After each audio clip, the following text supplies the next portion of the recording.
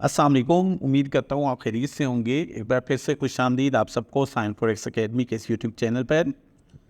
Forex psychology course part 4 है हमारे पास और आज की इस वीडियो के अंदर हम लोग डिस्कस करेंगे कैसे एक से ज़्यादा तरीक़ाकार सीखना और किसी भी एक तरीक़ा पर प्रॉपर प्रैक्टिस ना करना ट्रेडिंग में नुकसान का बायस बन सकते हैं। हमारे यहाँ बेसिकली एक मिथ चली हुई है। होता ये है कि हमारे यहाँ जितने भी स्टूडेंट्स या जितने भी लोग फॉरेक्स में कदम रखते हैं वो आए रोज़ नए मेथड के पीछे, नए तरीक़ेकार के पीछे भागे रहते हैं, जिसका नतीजा बिल आखिर ये होता है कि वो जो है वो अपनी साइकोलॉजी डिस्टर्ब कर बैठते हैं और ट्रेडिंग में अपना नुकसान करना स्टार्ट कर देते हैं। ये सारा कुछ कैसे होता है इस वीडियो के अंदर हम लोग डिटेल से डिस्कस करेंगे। आपने वीडियो को लास्ट तक ज़रूर देखना है ताकि आप उन तमाम मिस्टेक्स से बचा करें जो आपको नुकसान की तरफ लेकर जा सकती हैं या जो आपको एक नाकाम ट्रेडर बना सकती हैं।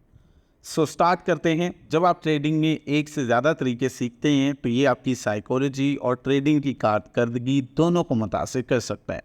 इस वीडियो में हम तफसीली वजाहत के ज़रिए जानते हैं कि ये असरात कैसे होते हैं, कैसे ज़ाहिर होते हैं। इल्मी बोझ और जहनी मगलूब। ट्रेडिंग के मुतअद्दिद तरीके सीखने से आपकी दिमागी मालूमात की तादाद बढ़ जाती है, आपके इल्म में तो इजाफा हो जाता है, लेकिन ये इल्मी ओवरलोड का बायस बनता है। यानी बहुत ज़्यादा नॉलेज भी अच्छा नहीं होता, ये इल्मी ओवरलोड का बायस बन सकता है जहाँ डेटा और हिकमत अमलियों का हजम बहुत ज़्यादा हो जाता है। यानी आपके पास जो है वो मार्केट तो एक ही है, बट आपके पास यहाँ पर जो है वो ट्रेड एग्जीक्यूट करने के मुतालिक बहुत ज़्यादा नॉलेज गेन हो गया, बहुत ज़्यादा जो है वो आपको उसके बारे में आइडिया हो गया। अब उससे फ़ायदा तो ये होता है कि हम मार्केट को जो है वो हर सिचुएशन में समझ जाते हैं, बट उसका नुकसान ये होता है कि ओवरलोड जहनी थकावट और उलझन का बायस बन सकता है।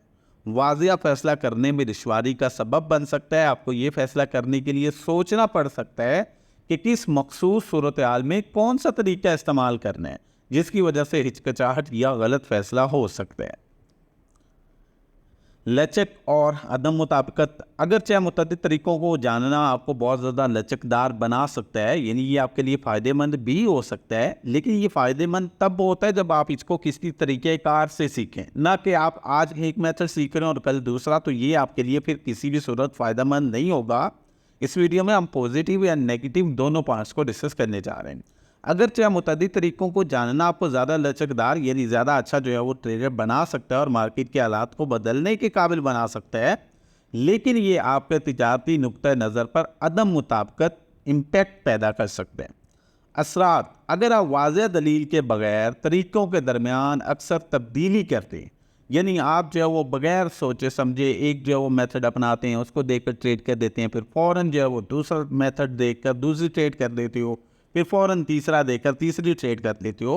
अगर आप वाज़ेह दलील यानी बगैर सोचे समझे, बगैर मार्केट को एनालाइज किए, अगर आप वाज़ेह दलील के बगैर तरीक़ों के दरमियान अक्सर तब्दीली करते हैं तो आपकी ट्रेडिंग में मुस्तकिल हिकमत अमली की कमी हो सकती है। यानी आप डेली बेसिस पे जो मेथड चेंज कर रहे हैं उनकी वजह से मुस्तकिल हिकमत अमली की यानी आपकी प्रैक्टिस में कमी हो सकती है, जिसके नतीजे में आपको मिले जुले नताज बरामद होते हैं। ट्रेडिंग में अदम मुताबिकत आपके एतमाद को ख़त्म कर सकती है, जिससे ये अंदाज़ा लगाने में मुश्किल होती है कि कौन सा तरीका काम कर रहा है और कौन सा काम नहीं। यानी आप जब बहुत सारे मेथड सीखेंगे, आप उन पर प्रैक्टिस नहीं करोगे। जब प्रैक्टिस नहीं करोगे तो आपको नहीं पता चलेगा एक्चुअली कौन सा मेथड अच्छा है और कौन सा अच्छा नहीं है, कौन सा किस पॉइंट पर काम करता है और किस पॉइंट पर नहीं। जब आप ये चीज़ नहीं करोगे, इसको मिस करोगे, तो आपको उन मेथड्स में एतमाद ख़त्म हो जाएगा।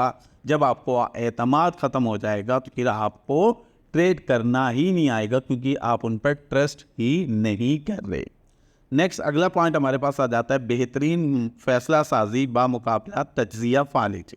अगर आपके इख्तियार में मुख्तलिफ़ हिकमत अमलियों का होना, आपके इख्तियार में मुख्तलिफ़ हिकमत अमलियों का होना यानी आप बहुत सारे मेथड्स को सीखे हुए हैं, आपको मार्केट के हालात की बुनियाद पर बेहतरीन हिकमत अमली इख्तियार करने में मदद तो देता है, जो कि आपकी फ़ैसला साजी को बेहतर बना सकती है। ताहम ये तज्ज़िया फ़ालिज का बायस भी बन सकती है।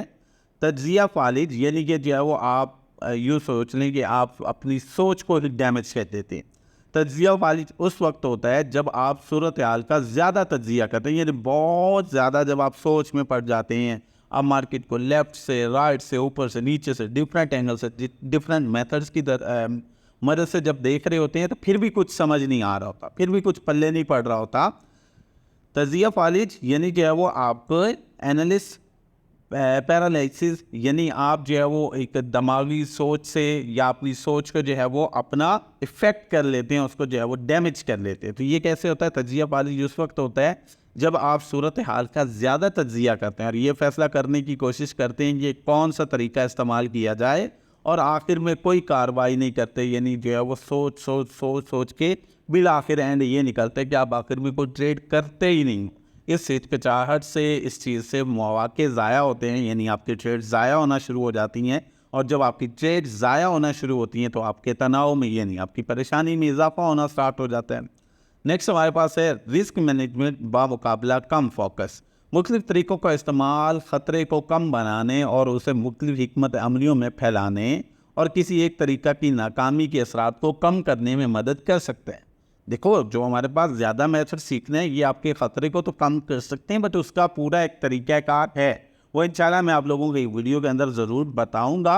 अभी जस्ट मैं आपको वो चीज़ें बता रहा हूँ जो आपको इफ़ेक्ट कर सकती हैं। मतलब तरीक़ों का इस्तेमाल ख़तरे को कम बनाने और उसे मुख्तलिफ हिकमत अमलियों में फैलाने और किसी एक तरीके की नाकामी के असरात को कम करने में मदद कर सकता है, ताहम ये आपकी तवज्जो को भी कमज़ोर कर सकता है। अगर आप मुतअद्दिद हिकमत अमलियों में अपनी तवज्जो बहुत फैलाते हैं तो हो सकता है आप किसी एक तरीक़ा पर अबूर हासिल ना कर सकें।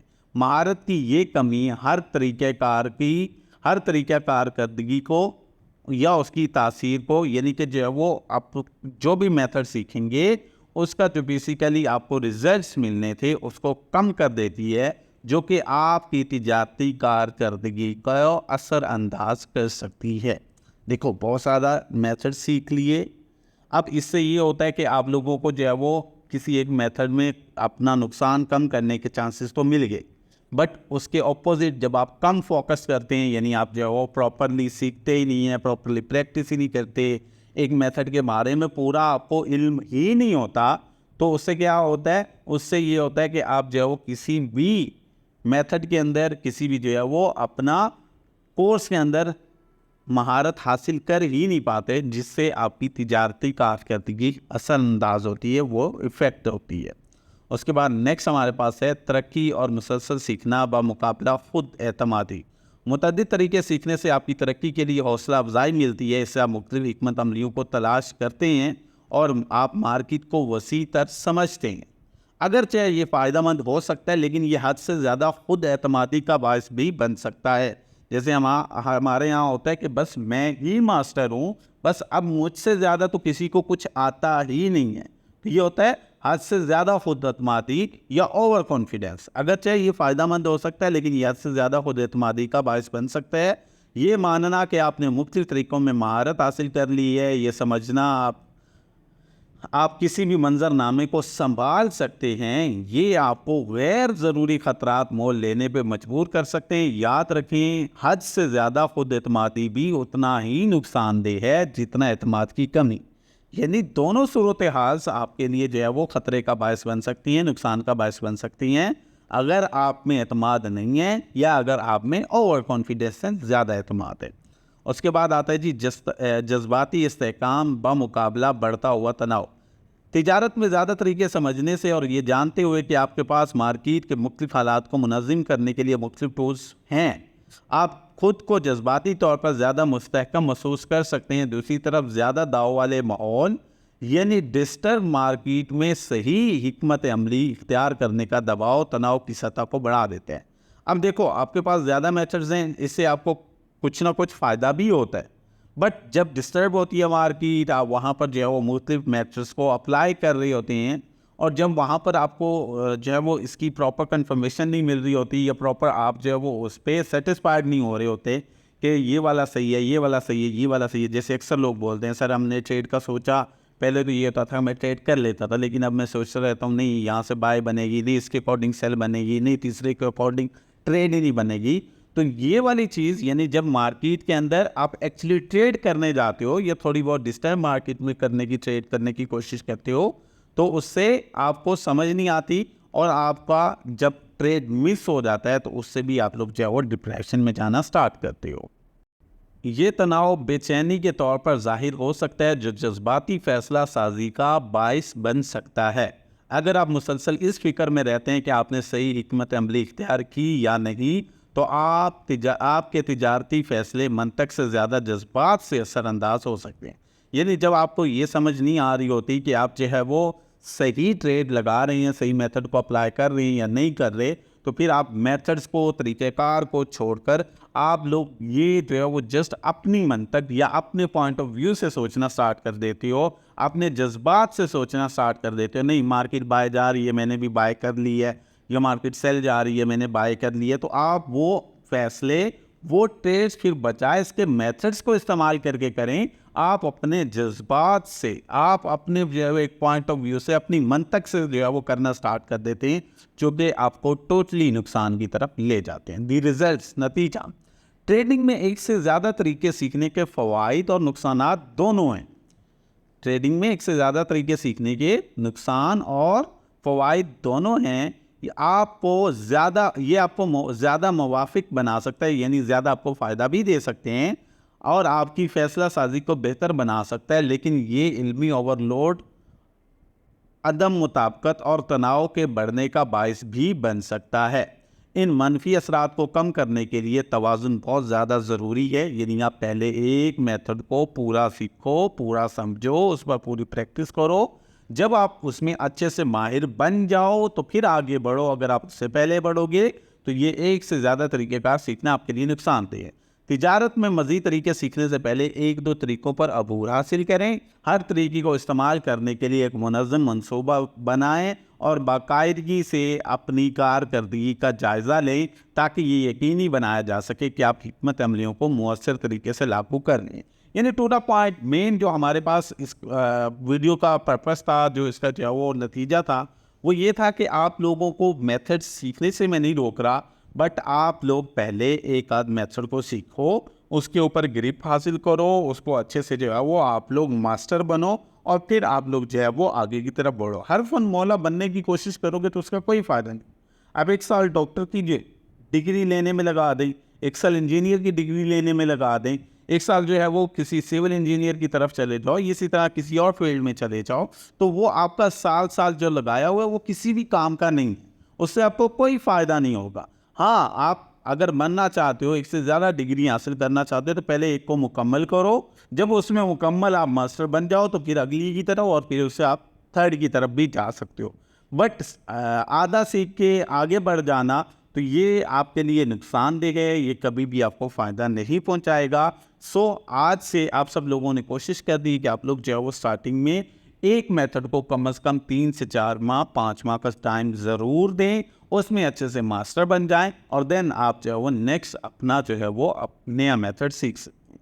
होप सो ये वीडियो आपके लिए काफ़ी फ़ायदेमंद रही होगी, काफ़ी आप इससे फ़ायदा उठाएंगे। इंशाल्लाह नेक्स्ट पार्ट अब मैं जल्द अपलोड करने की कोशिश करूँगा। इस बार लेट के लिए माज़िर, एक्चुअली क्लासेस स्टार्ट थी जिसकी वजह से लेट हो गए, लेकिन अब मैं कोशिश करूँगा जल्दी अपलोड करूँ।